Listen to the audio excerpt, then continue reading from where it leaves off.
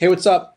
My name is Jonathan Fink, and this is my audiobook series, free and live on YouTube. Up next, The Pokemon Gods Are Real, Chapter 46, The Pilfered Temples. Every religion eventually confronts violation. Wherever communities gather around objects of meaning, there will always exist forces willing to exploit that meaning. Sacred spaces attract not only the devoted, but also the opportunistic. In Pokemon, these moments of violation take the form of pilfered temples, places where trust was broken, relics were stolen, and belief itself was shaken. The earliest temples were the most fragile. Playgrounds, classrooms, and cafeteria tables were never designed to protect sacred artifacts. Binders left unattended for mere minutes could vanish. Decks slipped from backpacks between classes.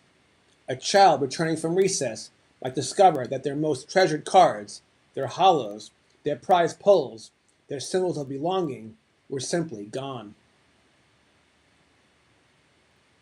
To an outsider, these were minor thefts. To the believer, they were devastations. A stolen Charizard was not just losing a trading card. It was a status erased, memory stolen, identity shaken. For many young collectors, these first encounters with loss become defining moments, harsh initiations into the darker realities of the faith built on physical objects.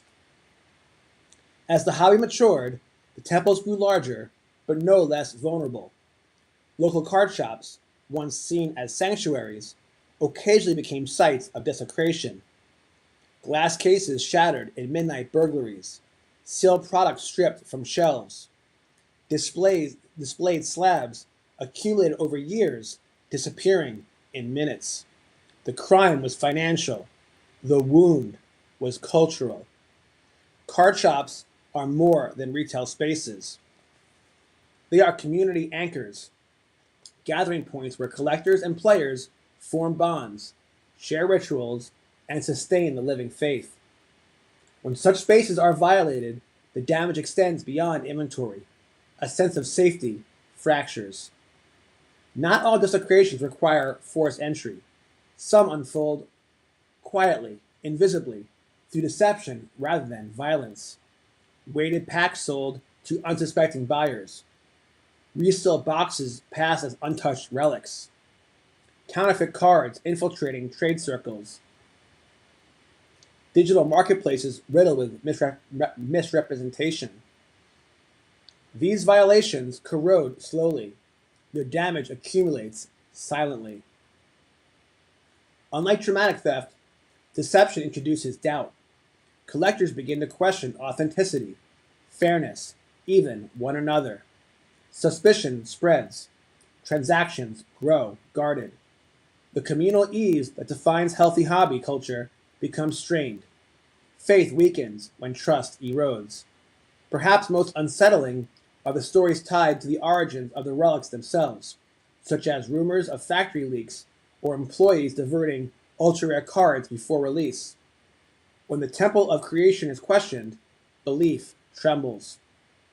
Whether exaggerated or real, such narratives amplify a persistent anxiety within collecting culture that unseen hands may influence what is meant to feel governed by chance. The idea unsettles because randomness is central to the hobby. Packs must feel pure. Pulls must feel earned.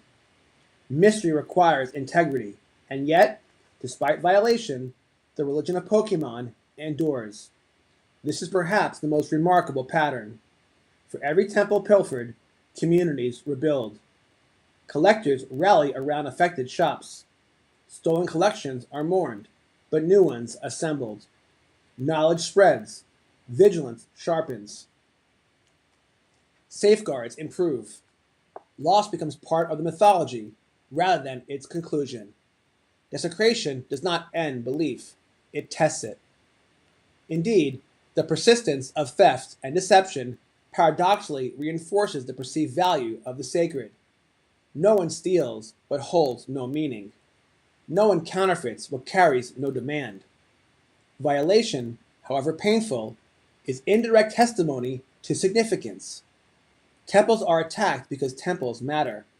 The Pokemon gods, in their strange and indifferent way, seem to allow these moments not as desecration, but as tension within the faith's narrative.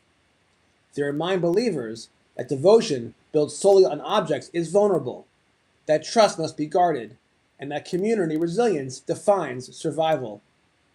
Faith is not measured only in joy, but in recovery. The Pilfered temples, therefore, occupy a complex space in Pokemon's living scripture. They are stories of loss, yes, but also of endurance. The Pilfered temples reveal the fragility of sacred places while highlighting the strength of the communities that inhabit them. End of chapter 46. If you enjoyed this chapter, please leave a like. If you really enjoyed it, please subscribe. Thank you so much, and as always, God bless.